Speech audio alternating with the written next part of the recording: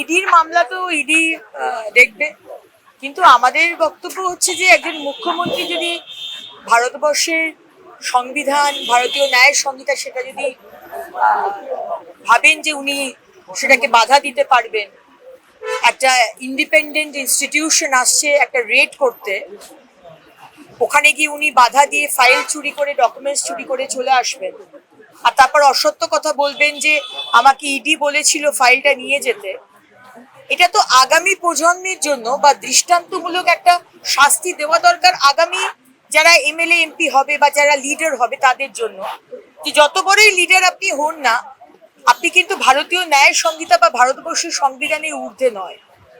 সুতরাং আমাদের সাধারণ মানুষ হিসেবে আমার মনে হয় যে মাননীয় মুখ্যমন্ত্রী মমতা বন্দ্যোপাধ্যায়কে একটা দৃষ্টান্তমূলক শাস্তি দেওয়া দরকার, এফআইআর এবং দরকার হলে একটা শাস্তি, অ্যারেস্ট করা হোক, যাতে আগামী প্রজন্ম এইটা থেকে একটা শিক্ষা পায় যে তুমি মুখ্যমন্ত্রী মানে তুমি যে কোনো জায়গায় ঢুকে সেখানে রেড বন্ধ করে দেবে, ফাইল নিয়ে চলে আসবে, সেটা কিন্তু সম্ভব না। খুব খুব স্পষ্ট, খুব ক্লিয়ার, জলের মতো স্বচ্ছ। কারণ আজকে যেভাবে দুর্নীতি ছড়িয়েছে, এটা তো একটা one of a kind incident নয়। আজকে যে ধরনের চুরি করেছে তৃণমূল, শিক্ষাতে বলুন, স্বাস্থ্যতে বলুন, চাকরি বিষয়ে বলুন, সব জায়গাতে, সেখানে পুলিশ এবং প্রশাসন all are hand in gloves. এটা ইনস্টিটিউশনালাইজ হয়েছে, ওপর থেকে নিচ অব্দি সবাই ভাগ করে নিয়েছে টাকা। সুতরাং থানার ওসিও যে টাকা নিয়েছে সেটা তো অবাক হওয়ার কিছু নেই, দে আর কমপ্লিটলি ইনভলভ। কিন্তু ওসির থেকেও হয়তো আরো বড় কেউ তার মাথার উপর আছে, তো এখন ওসিকে ইমপ্লিকেট করা হচ্ছে, কিন্তু এভরিবডি ইজ ইনভলভ। এক দুজন ছাড়া মানে আপনি তৃণমূল মানেই হচ্ছে চোর, যে কথাটা আমরা বলি, এভরিবডি ইজ ইনভলভ। দেখুন, আমরা তো সেটা বলতে পারবো না, রাষ্ট্রপতি শাসনের কথা মহামহিম রাষ্ট্রপতি বলতে পারবেন, আর আমাদের ইলেকশন কমিশন বলতে পারবে না, আর আমাদের রাজ্যপাল বলতে পারবে। যদি সময় মতো যদি এসআইআর না কমপ্লিট হয় আর 5ই মে রাত্রির 12টার মধ্যে যদি সরকার, নতুন সরকার না গঠন হয়, তাহলে রাষ্ট্রপতি শাসনের দিকেই এগোবে। কিন্তু তার আগেও এখনো কিছু সময় রয়েছে। 14 তারিখ বা 17 তারিখের মধ্যে যদি স্বচ্ছ ভোটার রোল ইলেকশন কমিশন প্রকাশ করতে পারেন, সেই মতো নোটিফিকেশন হবে, তারপরে আপনাকে 45 দিন অ্যারাউন্ড দিতে হবে ইলেকশনের। তো এইসব বিষয় নিয়ে যদি ডেডলাইন ক্রস করে যায় তাহলে হবে, কিছু করার নেই, 355 বা 356।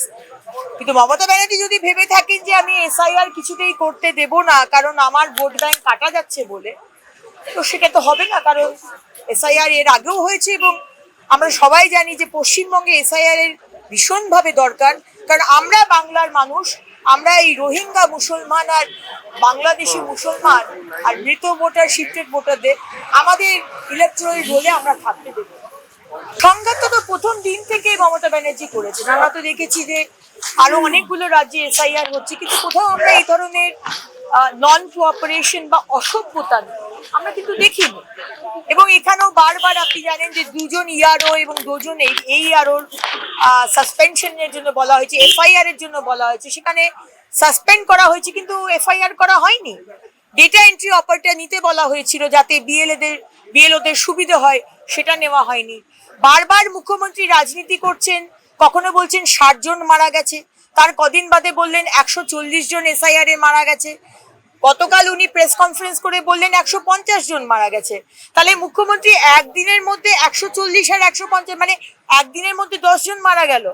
ইলেকশন কমিশন বলছে আপনি পোস্টমর্টম রিপোর্ট দেখান, আপনি সেটাও দেখাতে পাচ্ছেন না। মানে মিথ্যে কথা এত বলেন কি করে মমতা ব্যানার্জি? আপনি মানে আপনার মুখে কিছু লাগে না যে একজন মুখ্যমন্ত্রীর চেয়ারে বসে আপনি প্রতিটা বিষয় নিয়ে এত অসত্য কথা বলেন? আজকে বলছেন ইডি আপনাকে নাকি বলেছে সবুজ ফাইলটা নিয়ে যেতে। এত বোকা ভাবেন কেন পশ্চিমবঙ্গের মানুষকে? এত বোকা ভাববেন না আর এত অ্যাডভান্টেজ নেবেন না। বাংলার মানুষ পরিবর্তনের ডিসিশন নিয়ে নিয়েছে, আপনি অপেক্ষা করুন। 2026-এর এপ্রিল মাসে নতুন সরকার আসছে, আপনাকে আমরা বিশ্রাম দেব। দেখুন, আসলে পুরো ব্যাপারটাই ওনার কাছে হচ্ছে রাজনীতি করার ব্যাপার। নয়তো বলুন, আজকে পশ্চিমবঙ্গে যেখানে সংবিধানকে প্রতি মুহূর্তে তাকে ধ্বংস করা হয়, সংবিধানের কোনো ইম্পর্টেন্সই দেওয়া হয় না অ্যাকচুয়ালি কার্যতভাবে, সেখানে এই বিধানসভায় সরকার সংবিধান দিবস মানান। আজকে এসআইআর নিয়ে সব রকম তিনি করছেন যাতে এসআইআর না হয়, এবং প্রতি পদক্ষেপে আজকে সংবিধান গণতন্ত্রকে ভাঙছেন। আবার 1 ঘন্টার মাত্র সময় দেওয়া হচ্ছে এসআইআর নিয়ে আলোচনা করার। এটাই হচ্ছে ওনার বিচারিতা, এবং প্রত্যেকটা বিষয় নিয়ে রাজনীতি করা, শুধু রাজনীতি, কোনো লাভ লোকসানের ব্যাপার নেই, শুধু রাজনীতি করে ওনাকে সেই অ্যাডভান্টেজটা নিতে হবে। এটাই হচ্ছে আমাদের মুখ্যমন্ত্রী এবং তার সরকারের। দেখুন, হুমায়ুন কবির যে আমার কলিগ বিধায়ক, তিনি যে মুখ্যমন্ত্রীর এক গুটি হয়ে খেলছেন, সেটা তো আমরা বাংলার মানুষ সবই বুঝতে পারছি। আজকে যে মুসলমান ভোট, যারা প্রচুর মানুষ, প্রচুর সংখ্যালঘু ভাইরা বোনেরা, যারা মমতা ব্যানার্জির উপর বিশ্বাস রেখেছিলেন, কিন্তু তার এই তোষণের রাজনীতি দেখতে দেখতে বীতশ্রদ্ধ, যার সম্প্রদায়ের যে সম্প্রদায়ের কোনো উন্নয়ন হয়নি, আজকে সেই ভোটগুলো, বিক্ষিপ্ত ভোট, সেগুলো জড়ো করে মমতা ব্যানার্জি ওনাকে কাজ দিয়েছেন যে ওনার তৃণমূলের ঝুলিতে যেন ভরে দেওয়া হয়। তো উনি যে তৃণমূলের বি টিম হয়ে কাজ করছে, এটা তো খুব স্বাভাবিক। মমতা ব্যানার্জির এই বিচারিতা এবং মিথ্যাচার তো বারবার আমরা দেখেছি, এবং আমাদের সম্মানীয় আইটির সর্বভারতীয় ইনচার্জ অমিত মালভিয়াজিও কালকে টুইট করেছেন যে এই যে মানুষটি, তার সাথে বিএলওর একটা পার্সোনাল গ্রিভেন্স আছে। সেই বিএলও তাকে, যে একজন তৃণমূলের স্টঞ্চ সাপোর্টার, সেই বিএলও এই ছেলেটির নামটা কেটে দিয়েছে।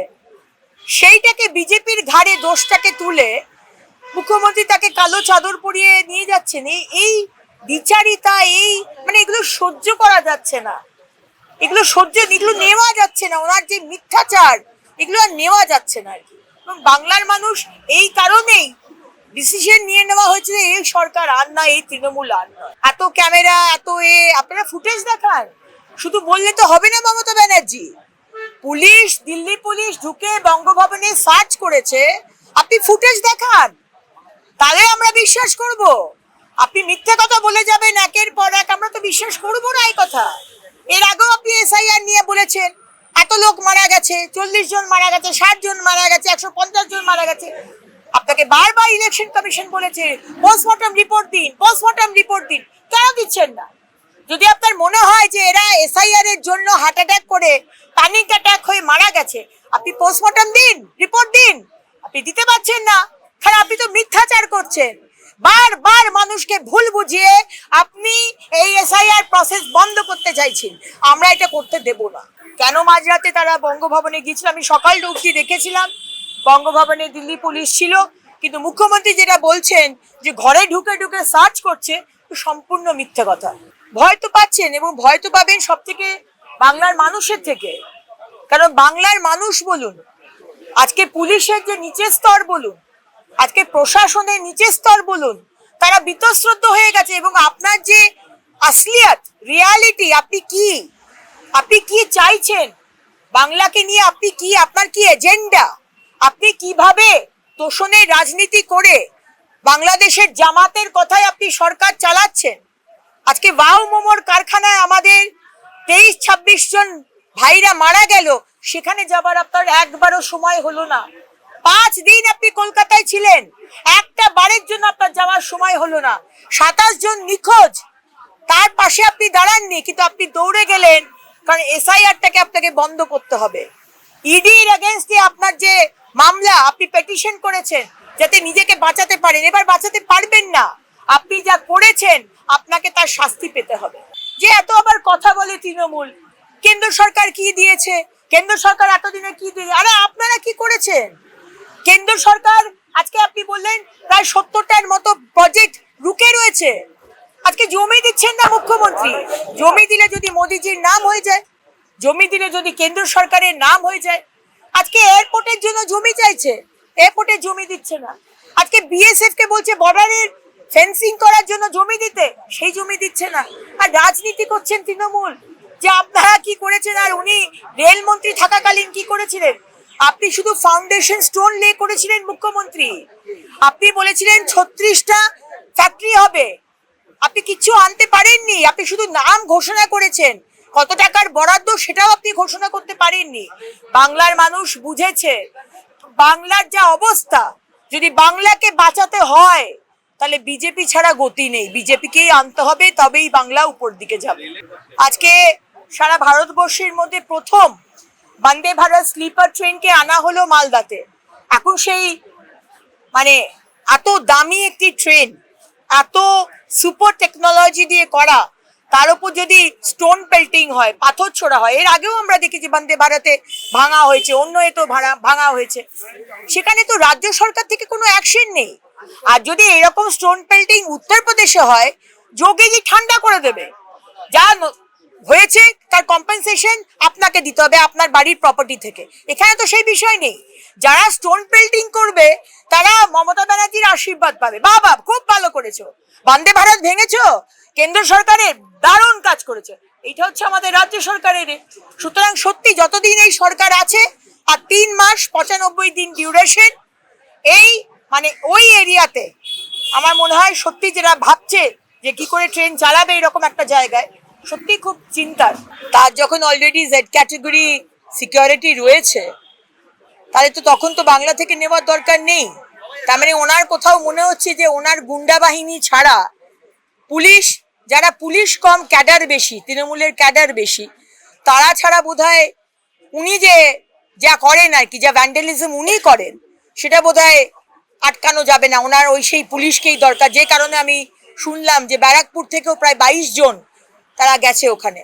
আর কোনো কারণ নেই, যেখানে ওরা অলরেডি জেড ক্যাটাগরি সিকিউরিটি রয়েছে, সেখানে এখান থেকে পুলিশ নিয়ে যাওয়ার আমি জানি না সেখানে কারণ কি। সেখানে একমাত্র কারণ উনি ভাবছেন যে ওনাকে নিজেকে প্রোটেকশন দেওয়ার জন্য, বা উনি যে করেন ওনার প্রোটেকশনে তো সেইভাবে দরকার নেই, কিন্তু উনি যা করেন যে ধরনের অশান্তি বা ভ্যান্ডালিজম, সেটা আমার মনে হয় যে ওই পুলিশ পাশে থাকলে ওনার সুবিধা হয়।